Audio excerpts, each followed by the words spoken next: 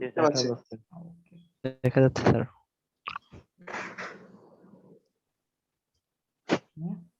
তো আমরা শুরু করি। হ্যাঁ, তো আমাদের শুরুতেই আসলে যেটা পড়বো সেটা হচ্ছে মানে যে টপিকটা, সেই টপিকের নাম হচ্ছে বা চ্যাপ্টারের নাম হচ্ছে ওয়েভস অ্যান্ড অসিলেশনস। ওয়েভ মানে তরঙ্গ, আর অসিলেশন মানে স্পন্দন বা কম্পন। তো এই অসিলেশন পড়ার আগে আমাদেরকে আসলে আরেকটা টপিক সম্পর্কে একটু আইডিয়া নিতে হবে, সেটা হচ্ছে কি পিরিয়ডিক মোশন, বা এটা বাংলাতে বলা হয় পর্যায় গতি। পিরিয়ডিক মোশন বা পর্যায় গতি, এই গতিটা আসলে কেমন? জিনিসটা হচ্ছে এরকম যে ধরো কোন একটা অবজেক্ট কি করতেছে, যে একটা নির্দিষ্ট পয়েন্টকে একটা নির্দিষ্ট সময় পর পর অতিক্রম করতেছে। তো এইরকম যে গতি, সেই গতিকে আমরা বলি পিরিয়ডিক মোশন বা পর্যায় গতি। যেমন কি, যেখানে আমরা একটা ঘড়ি দেখতে পাচ্ছি, আমরা ঘড়ির কথা যদি চিন্তা করি যে ধরলাম মিনিটের কাঁটা বা ঘন্টার কাঁটা, সেটা কি করতেছে, এই বারো বারো যে ঘন্টা আছে এটার কথা যদি আমি চিন্তা করি, একটা মিনিটের কাঁটা কি করবে, এরকম এরকম করে ঘুরে আসবে না 1 মিনিট পর পর? ঠিক আছে, মানে জি স্যার। 1 মিনিট পর পর ঘুরে আসবে। আবার কি মানে আমি যদি সেকেন্ডের কাঁটার কথা চিন্তা করি, সে অ্যাকচুয়ালি 1 মিনিট পর পর ঘুরে আসবে। মিনিটের কাঁটা সে 60 মিনিট পর পর ঘুরে আসবে। ঠিক আছে, তো এরকম করে করে ঘুরে আসতেছে একটা নির্দিষ্ট সময় পর পর। সে কি করতেছে, একটা নির্দিষ্ট পয়েন্টকে একটা নির্দিষ্ট দিক থেকে অতিক্রম করতেছে। তো এই ধরনের যে গতি, এই গতিকে আমরা বলি পিরিয়ডিক মোশন বা পর্যায় গতি। বা ইভেন এরকম হতে পারে যে আমাদের মানে আমরা জানি কি আমাদের পৃথিবী সূর্যের চারদিকে ঘুরে। এটাকে যদি আমি সান চিন্তা করি, তাহলে এটা হচ্ছে আমাদের আর্থ। তো বলতো যে এই আর্থটা পৃথিবীর চারদিকে একবার ঘুরে আসতে কত সময় লাগে? কতদিন সময় লাগে? 24 ঘন্টা স্যার। 24 ঘন্টা। না, এটা 24 ঘন্টা সামথিং লাগে, 24 ঘন্টার একটু বেশি লাগে। 24 ঘন্টা কি লাগে নাকি আরো বেশি লাগে? দেখো, পৃথিবীর গতি কিন্তু দুই ধরনের গতি। পৃথিবীর গতিটা হচ্ছে দুই ধরনের গতি। পৃথিবী হচ্ছে নিজের স্যার অক্ষের 24 ঘন্টা সামথিং লাগে, একটা 24 ঘন্টা লাগে না, 24 ঘন্টার বেশি লাগে। পৃথিবী নিজের অক্ষের চারদিকে কিন্তু একবার ঘুরে। ঠিক আছে, পৃথিবী কিন্তু নিজের অক্ষের চারদিকে ঘুরে। আবার কি করে, পৃথিবী হচ্ছে সূর্যের চারদিকে ঘুরে। তো সূর্যের চারদিকে পৃথিবী একবার ঘুরে আসতে সময় লাগে হচ্ছে 365 দিন। 65 দিন। ঠিক আছে, 365 ডেজ। আরো কিছু প্লাস আছে, সেটা আমরা বাদ দিলাম। পৃথিবী সূর্যের চারদিকে একবার ঘুরতে হচ্ছে 365 দিন সময় লাগে। আর পৃথিবী নিজের অক্ষের সাপেক্ষে যে ঘুরে, সেটা ঘুরতে লাগে এই যে তোমরা যেটা বললা 24 ঘন্টা। তো এখানে আর্থ কি করতেছে বা পৃথিবী কি করতেছে, এই সূর্যের চারদিকে ঘুরে আসতে তার 365 দিন সময় লাগতেছে। সে ধরে নিলাম যে আমি একটা নির্দিষ্ট পয়েন্টকে আমি চিন্তা করলাম, পয়েন্টকে সে প্রত্যেকবার কি করবে, এই পয়েন্টটাকে সে প্রত্যেকবার 365 দিন পর পর ঘুরে আসবে। ঠিক আছে, ওই পয়েন্টটাকে প্রত্যেকবারই 365 দিন পর পর ঘুরে আসবে। তো এই ধরনের যে গতি, এই গতিগুলাকে বলা হয় পর্যায় গতি বা পিরিয়ডিক মোশন। তো সূর্যের চারদিকে পৃথিবীর গতি, বা হচ্ছে এই ঘড়ির কাঁটার গতি বা মিনিটের কাঁটার গতি, এগুলা হচ্ছে এক ধরনের পিরিয়ডিক মোশন। ইভেন যে কোনো প্ল্যানেট বা যে কোনো গ্রহ, সব গ্রহ কি করে, সূর্যের চারদিকে ঘুরে। তো সবগুলা প্ল্যানেটের গতি হচ্ছে কেমন, পিরিয়ডিক মোশন। আচ্ছা, তো তোমরা বলো তো, ওই যে সাইকেলের চাকার যে গতি, সেটা কি পিরিয়ডিক মোশন হবে? স্যার সাইকেলের চাকার গতি স্পন্দন। স্যার ফ্যান পর্যাবৃত্ত গতি স্যার। ফ্যান কি পর্যাবৃত্ত গতি হবে? নির্দিষ্ট কক্ষপথে পর্যাবৃত্ত করছিলাম তো আগে। হ্যাঁ, ফ্যানের গতি, স্যার এটা আমার মনে হয় না যে পিরিয়ডিক মোশন হবে। ফ্যানের গতিকে তুমি পর্যায় গতি বলতে পারো, বাট হচ্ছে এখানে একটা কনফিউশন আছে। কারণ কি, ফ্যানের যদি কোনো কারণে ধরো ভোল্টেজ কম বেশি হয়, তো সেক্ষেত্রে আবার একটু ঝামেলা আছে। ফ্যানের গতি কমে বাড়ে না। জি স্যার। ঠিক আছে, তো সেক্ষেত্রে সবসময় হবে না, বাট একটা সেম ভোল্টেজ যদি চলে, তখন তার গতিটা পর্যায় গতি হবে। কিন্তু সাইকেলের চাকার গতি বা বাইকের চাকার গতি বা যে কোনো গাড়ির গতি কিন্তু পর্যায় গতি হবে না। কেন হবে না? কারণ সেগুলা কিন্তু স্পিড কম বেশি হয়। তো সবসময় সেম হয় না, তো সেগুলো পর্যায়বৃত্ত গতি হবে না, পিরিয়ডিক মোশন হবে না। ওকে, তো এরপরে আরেকটা জিনিস আছে, সেটা হচ্ছে অসিলেশন। অসিলেশন জিনিসটা কি? বা এটাকে বলা হয় কম্পন বা স্পন্দন। এই জিনিসটা আসলে কি? এই জিনিসটা হচ্ছে এইরকম। কম্পন বা শব্দ। এই জিনিসটা কি? এই জিনিসটা হচ্ছে এরকম যে যদি কোনো একটা অবজেক্টের মোশন বা গতি এমন হয় যে সেটা কি করতেছে, একটা মিন পজিশনকে কেন্দ্র করে, একটা মানে সাম্য অবস্থানকে কেন্দ্র করে সে মানে continuously back and fourth move করতেছে, মানে এপাশ ওপাশ মুভ করতেছে, এরকম যদি গতি হয় এই ধরনের গতিকে বলা হয় অসিলেশন বা কম্পন বা স্পন্দন। when a body moves back and forth repeatedly যদি সে একবার সামনে যায় একবার পেছনে যায় এরকম যদি হয় তাহলে এই অবজেক্টের যে মোশন হবে সেই মোশনকে আমরা বলবো অসিলেশন বা ভাইব্রেশন। স্যার আপনার কথা আস্তে শোনা যাচ্ছে।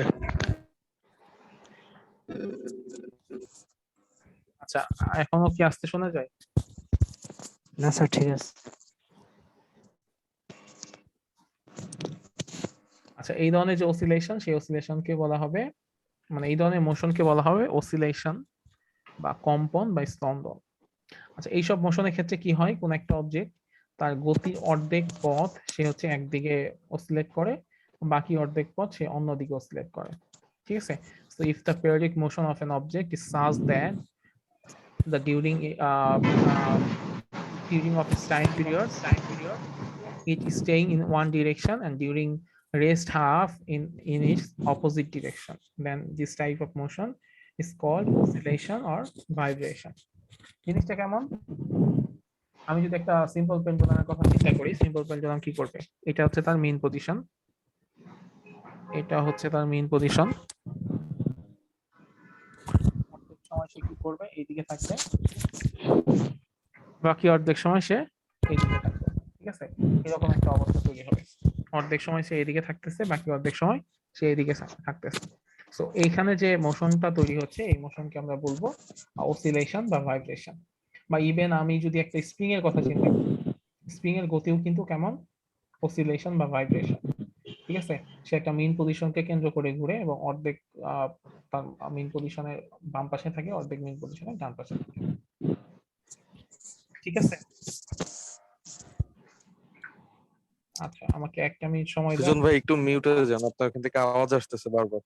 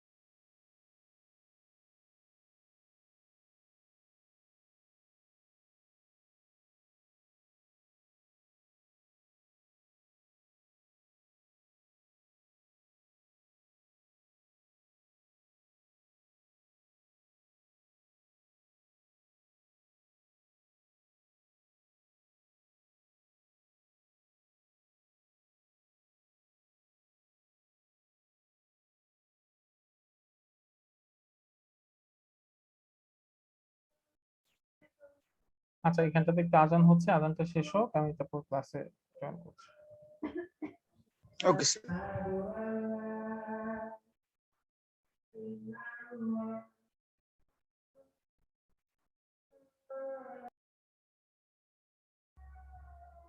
ওকে, তো যেটা বলছিলাম সেটা হচ্ছে কি যে স্প্রিং এর যে মোশন সেটাও কিন্তু এক ধরনের মোশন, অসিলেশন বা ভাইব্রেশন। কি স্প্রিং এর মোশনের ক্ষেত্রে কি হয়, আমরা যদি একটা স্প্রিং ড্র করি, ধরলাম এটা একটা স্প্রিং, ঠিক আছে। তো আমি ধরলাম এখানে একটা অবজেক্ট চলে আসছে এর সাথে, তো কি হবে, স্প্রিংটাকে আমি যদি টান দিই তাহলে সেটা কি করবে, এই মেইন পজিশনকে কেন্দ্র করে সে হচ্ছে অসিলেট করতে থাকবে। নয়েজ আসতেছে প্রচুর। আচ্ছা, তোমাদের কারো থেকে হয়তো আসে, আচ্ছা অফ করে দিচ্ছি। ভাই যাদের সমস্যা তারা ভাই একটু মিউট যান। আচ্ছা, তো এখানে যেটা হয়, এই স্প্রিংটা কি করবে, আমি যদি স্প্রিংটাকে টানি তাহলে সে হচ্ছে এরকম করে অনেক বেশি এই পর্যন্ত যদি টেনে নিয়ে আসি, তাহলে সে কি করবে, এটা যে তার মেইন পজিশন, সেই মেইন পজিশনকে কেন্দ্র করে সে একবার হচ্ছে ডান পাশে চলে যাবে, আরেকবার সে হচ্ছে স্কুইজ হয়ে মানে সংকুচিত হয়ে সে আবার কমে যাবে। তো সে কন্টিনিউয়াসলি কি করবে, এরকম করে ভাইব্রেট করতে থাকবে, এদিকে এদিকে ভাইব্রেট করতে থাকবে, ঠিক আছে। সো স্প্রিং এর যে মোশন, সেই মোশনকে আমরা কি বলতে পারি, অসিলেশন বা ভাইব্রেশন বলতে পারি। তারপর টিউনিং ফর্ক, এটাকে বলে সুর শলাকা, যেটা দিয়ে বিভিন্ন ফ্রিকোয়েন্সি শব্দ তৈরি করা যায়। সেই সুর শলাকারও যে গতি, যে মোশন, সেটাকে আমরা বলতে পারি ভাইব্রেশন বা অসিলেশন।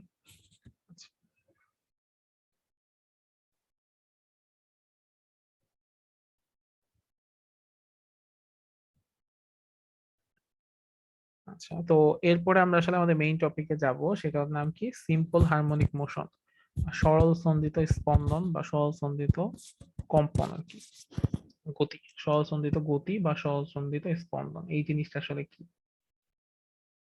এটা অ্যাকচুয়ালি এক স্পেশাল টাইপ অফ, এটাকে বলা হয় যে special case of periodic motion বা special type of periodic motion, পর্যায় গতির একটা স্পেশাল কেস এটা। এটা কেমন, যদি কোনো অসিলেশন এমন হয় যে অসিলেটিং বডি এক্সপেরিয়েন্সেস আর রেস্টোরিং ফোর্স, এটা হচ্ছে এক ধরনের রেস্টোরিং ফোর্স ফিল করে। রেস্টোরিং ফোর্সটা কি, প্রত্যয়নী বল। এটাকে যদি আমি একটু ছবি এঁকে দেখাই, ব্যাপারটা হচ্ছে এইরকম। বলতো, ধরো আমাদের কাছে একটা স্প্রিং আছে, আচ্ছা স্প্রিংটা আমি এভাবে রাখি।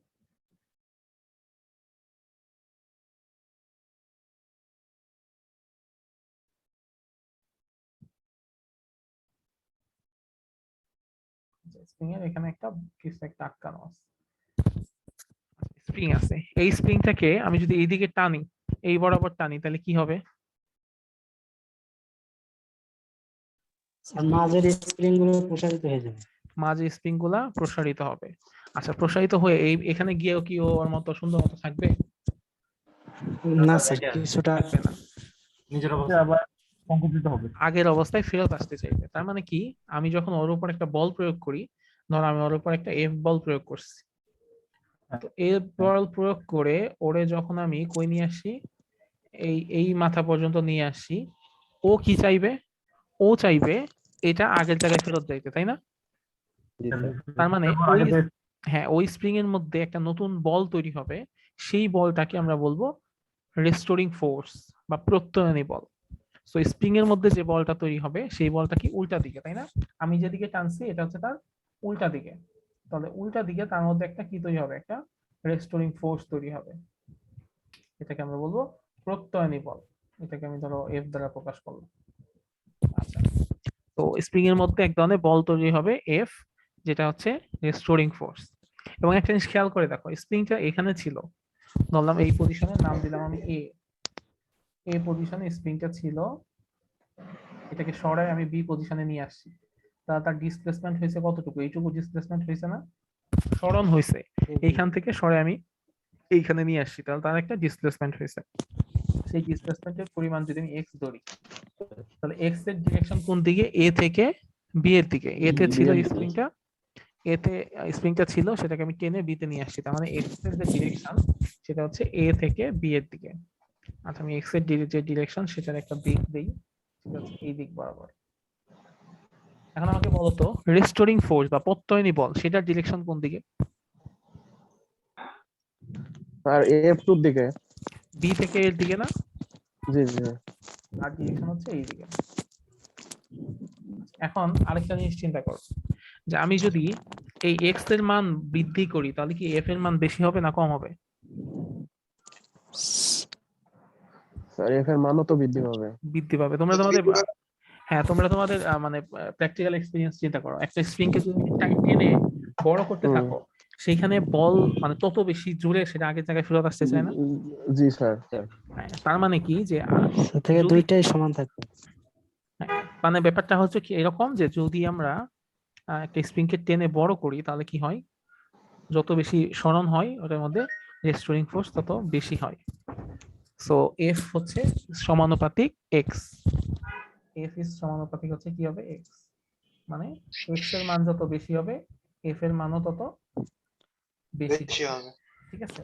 আচ্ছা এই জন্য বলা হয় যে রেস্টোরিং ফোর্স, এখানে বলা হয়েছে যে ইফ দ্য অসিলেশনটা ইজ সাচ দ্যাট, অসিলেশনটা যদি এমন হয় the restoring force the oscillating body experiences a restoring force, এই যে অসিলেটিং বডিটা আছে সেটা হচ্ছে এক ধরনের রেস্টোরিং ফোর্স এক্সপেরিয়েন্স করে, মানে তার মধ্যে একটা রেস্টোরিং ফোর্স তৈরি হয়। কখন তৈরি হয়? when যখন it is displaced from its equilibrium position, যখন এটাকে এটার ইকুইলিব্রিয়াম পজিশন থেকে ডিসপ্লেস করে মানে সরিয়ে অন্য জায়গায় নেওয়া হয়, তখন এর মধ্যে একটা রেস্টোরিং ফোর্স তৈরি হয়।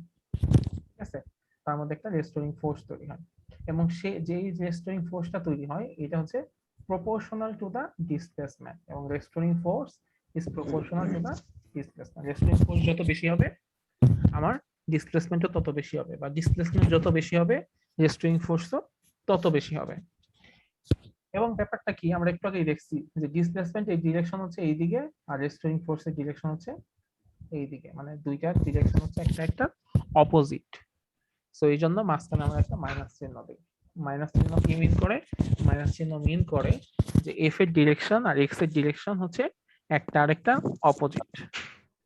এফ এর ডিরেকশন একদিকে, এক্স এর ডিরেকশন আরেক দিকে।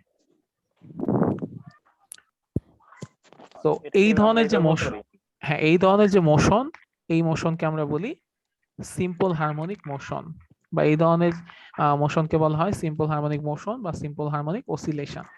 আর এই ধরনের সিস্টেমকে বলা হয় simple harmonic oscillator. This system is called simple harmonic oscillator. So এই জিনিসটা কি তোমরা বুঝতে পারছো? জি স্যার। আচ্ছা স্যার, আব্দুল রহিম স্যার। বলো তো কি বলতে চাচ্ছ? স্যার বলতে চাচ্ছিলাম যে এখানে যেটা বলছেন যে আমরা যতটুকু টানবো ততটুকু তার ভিতরে একটা রিস্টোরিং একটা ফোর্স তৈরি হবে, এটা কি আমরা এভাবে বলতে পারি যে প্রত্যেক ক্রিয়ারই একটা সমান বিপরীত প্রতিক্রিয়া আছে এবং আমরা যতটুকু তার উপর ক্রিয়া বল প্রয়োগ করব ততটুকু তার বিপরীত ক্রিয়া বল তার ভিতরে রিস্টোরিং হবে? হ্যাঁ এটা এক্স্যাক্টলি, বলতে পারি? একই বলতেই পারো, এটা বলতে পারো। এটা হচ্ছে নিউটনের থার্ড ল। আমি যখন এই জিনিসটাকে টেনে বড় করতেছি তখন সেখানে নিউটনের থার্ড ল অবশ্যই অ্যাপ্লাই হবে এবং তার কারণে তার মধ্যে একটা প্রতিক্রিয়া বল তৈরি হবে। হ্যাঁ বলতে পারো, একই কথা। ওকে, তো এখন আমি যদি এই প্রপোর্শনাল চিহ্নটা উঠায় দেই, উঠায় দিলে এখানে একটা কনস্ট্যান্ট দিতে পারি, সেই কনস্ট্যান্টের নাম দিচ্ছি আমি K. So f is equal to minus kx, f is equal to minus kx, যেখানে k হচ্ছে একটা spring constant, where k is the spring constant। ঠিক আছে, যেখানে k হচ্ছে স্প্রিং কনস্ট্যান্ট, x হচ্ছে displacement from the equilibrium position, f হচ্ছে f is the restoring force, k is the spring constant আর x is the displacement from the equilibrium position।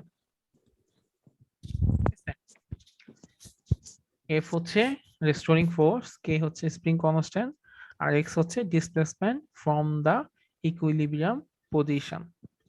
এখন এই spring constant জিনিসটা আসলে কি মিন করে আমরা দেখি। স্প্রিং কনস্ট্যান্ট k সমান সমান কি আসতেছে।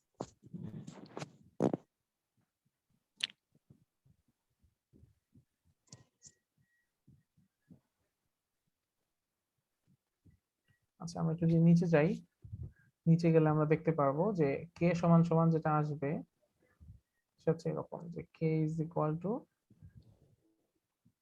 f divided by x।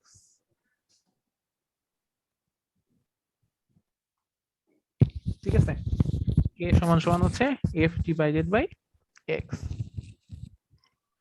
তার মানে স্যার ওখানে একটা মাইনাস ছিল না? হ্যাঁ, মাইনাসটা তো যে মিন করে কি, মাইনাসটা মিন করে যে এফ আর ও এক্স একটার বুঝতে পারছি। অপোজিট, এটা মিন করে শুধু।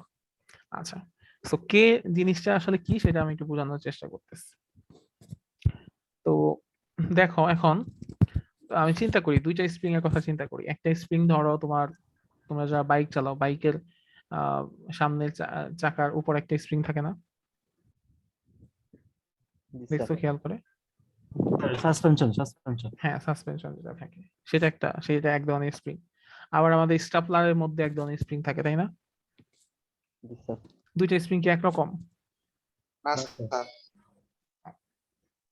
এখন ধরো বাইকের চাকার যে সাসপেনশন যেটা বললাম, সেটা ধরো কত ধরে নিলাম যে সেটা যতটুকু আছে সেখান থেকে আমি সেটা মানে টেনে সেটাকে ধরো আমি 2 মিটার বড় করব। আবার আমার যে স্টাপলারের যে স্প্রিং আছে সেটার স্প্রিংটাকে আমি টেনে 2 মিটার বড় করব। কারণ আমাকে বলো যে দুইটার ক্ষেত্রে কি আমার সমান পরিমাণ শক্তি লাগবে? না না স্যার স্যার, ফোর্সের ওইটা আর স্টাপলার ওইটা অনেক কম লাগবে। স্টাপলারের ওইটা অনেক কম লাগবে। আর হচ্ছে এখানে আরেকটা প্রশ্ন আছে স্যার, দুইটা স্যার এটা ডিপেন্ড করবে তো স্প্রিং এর উপর, স্প্রিং এর ধরনটা কেমন। মানে স্প্রিং এর ধরন তো তুমি দেখেই বুঝতেছো, মানে একটা বাইকের স্প্রিং আর একটা স্টাপলার স্প্রিং কি এক হবে? হ্যাঁ, এখন স্যার কিছু স্প্রিং আছে স্যার, আপনি যেটা বলতেছেন যে 200 মিটার লম্বা করবেন, তখন স্প্রিং গুলো যখন সোজা হয়ে যায়, স্প্রিং এর যে শেপটা থাকে ওটা নষ্ট হয়ে যায় স্যার। না ওটা না, ওই পর্যন্ত আমরা যাব না। ওইটা তো ধরো ওইটা তো অনেক মানে ইলাস্টিসিটির মানে ইলাস্টিক লিমিট পার হয়ে গেল, মানে আমরা ইলাস্টিক লিমিটের মধ্যেই থাকবো। আমি 200 মানে আমি ধরো খুব অল্প পরিমাণ একই পরিমাণ দুই জায়গাতেই হচ্ছে আমি এক্সটেন্ড করব। তাহলে আমাকে বলো যে স্টাপলারের ক্ষেত্রে বেশি শক্তি লাগবে নাকি হচ্ছে আমার ইসের ক্ষেত্রে বেশি শক্তি লাগবে? বাইকের ক্ষেত্রে বাইকের ক্ষেত্রে বেশি শক্তি। বাইকের ক্ষেত্রে তার মানে খেয়াল করে দেখো, যদি আমার এক্স এর পরিমাণ দুই ক্ষেত্রে সমান হয়, মানে ডিসপ্লেসমেন্টের পরিমাণ দুই ক্ষেত্রেই সমান হয়, তাহলে সেক্ষেত্রে যে ক্ষেত্রে আমার ফোর্সের পরিমাণ বেশি হবে সেক্ষেত্রে কে এর মান কি হবে? কে এর মান বেশি হবে না? জি স্যার। মানে জি ধরো স্যার। কের মান বেড়ে যাবে। একটা ক্ষেত্রে আমার ফোর্স লাগবে ধরো স্যার 100 এখানে 100 স্যার নিউটন। এখানে কি এটা ধ্রুবক হিসেবে আসছে না স্যার? হ্যাঁ জি হ্যাঁ, জি ধ্রুব। দেখো একটা ক্ষেত্রে আমার কে লাগবে ধরো হচ্ছে এফ লাগবে ধরলাম আমার 100 নিউটন, আরেকটা ক্ষেত্রে আমার এফ লাগবে হচ্ছে কত 10 নিউটন। দুই ক্ষেত্রে আমার দুই নিচে হচ্ছে 2 মিটার ডিসটেন্স, আমি 2 মিটার ডিসপ্লেসমেন্ট করছি আমি। তাহলে এখানে আমার কে এর মান আসবে কত 50, আর এখানে আমার কে এর মান আসবে 5। 5। তার মানে স্প্রিং কনস্ট্যান্ট মিন করে স্প্রিং কনস্ট্যান্টের মান যদি বেশি হয় সেখান থেকে আমি বুঝতে পারবো ওই স্প্রিং হচ্ছে অনেক বেশি হার্ড স্প্রিং বা শক্ত স্প্রিং। আর স্প্রিং কনস্ট্যান্টের মান যদি কম হয় সেখান থেকে আমি বুঝতে পারবো যে ওই স্প্রিংটা হচ্ছে উইক টাইপের একটা স্প্রিং বা লুজ টাইপের একটা স্প্রিং। ঠিক আছে, ক্লিয়ার ব্যাপারটা? স্যার আচ্ছা, এখন ওই যে আরেকজন যেটা বললো যে স্যার এটা তো কনস্ট্যান্ট, তাহলে এটা মান চেঞ্জ হচ্ছে কেন? কারণ দুইটা স্প্রিং তো এক না, দুইটা স্প্রিং। একটা নির্দিষ্ট স্প্রিং এর জন্য ওইটার মান সবসময় কনস্ট্যান্ট থাকবে কে এর মান, কিন্তু যখন আমার স্প্রিং ডিফারেন্ট হয়ে যাবে তখন তো কে এর মান ডিফারেন্ট হয়ে যাবে। জি স্যার, বুঝতে পারছি স্যার। তো অনেক সময় তোমাদের পরীক্ষায় আসতে পারে যে স্প্রিং কনস্ট্যান্ট কে, এটা ফিজিক্যাল সিগনিফিকেন্স কি, এটা দিয়ে কি মিন করে, বা অনেক সময় বলা থাকতে পারে এরকম যে ধরো স্প্রিং কনস্ট্যান্ট কে এটা একক কি হবে বলো তো?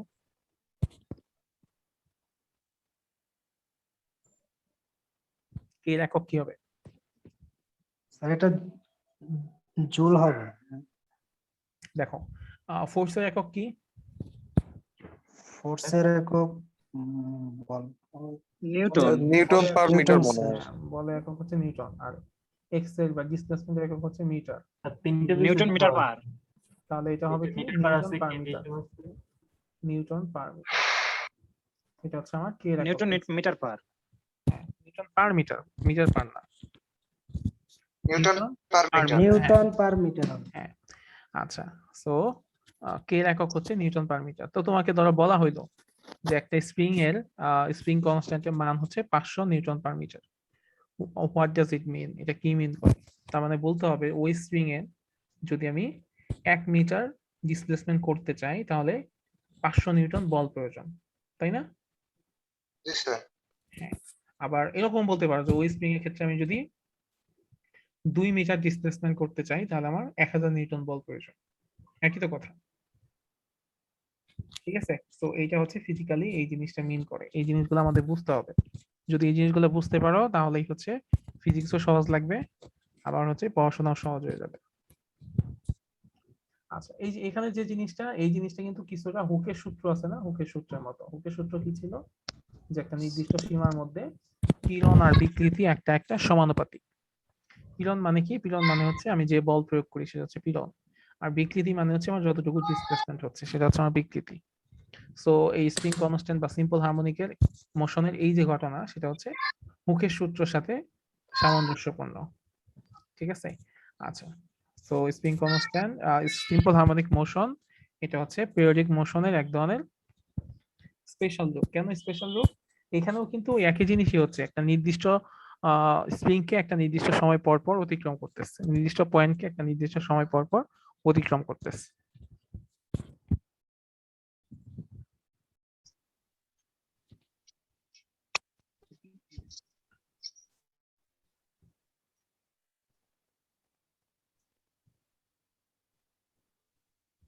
ওকে, এই যে নিচে দেখো ছবি দেয়া আছে, যে ধরো এটা আমার একটা স্প্রিং ছিল, সেই স্প্রিংকে টেনে আমি এই পর্যন্ত নিয়ে আসি, নিয়ে আসার পর সেটাকে ছেড়ে দিছি, তখন কি হয়েছে? সেই পর্যন্ত চলে গেছে, গিয়ে সেই রকম করে অসিলেট করা শুরু করছে। বা এইদিকেও যদি আমি চিন্তা করি, একটা স্প্রিংকে টেনে আমি এই পর্যায়ে নিয়ে আসছি এখানে, তারপর এটাকে যখন ছেড়ে দিছি সে তখন ওই উপরে নিচে এরকম করে অসিলেট করা শুরু করছে। তো আমি তোমাদের এরকম একটা ভিডিও দেখাই সিম্পল হারমোনিক মোশনের ক্ষেত্রে। স্যার আজকের ক্লাস এটা কি স্যার রেকর্ড করছেন? হ্যাঁ, ক্লাস রেকর্ড হচ্ছে। তো এটা কি আপনি গুগল ক্লাসরুমে আপলোড করুন নাকি ইউটিউব চ্যানেলে? ওই যে আমি ইউটিউবে দিয়ে তোমাদের লিংক পাঠিয়ে দিব।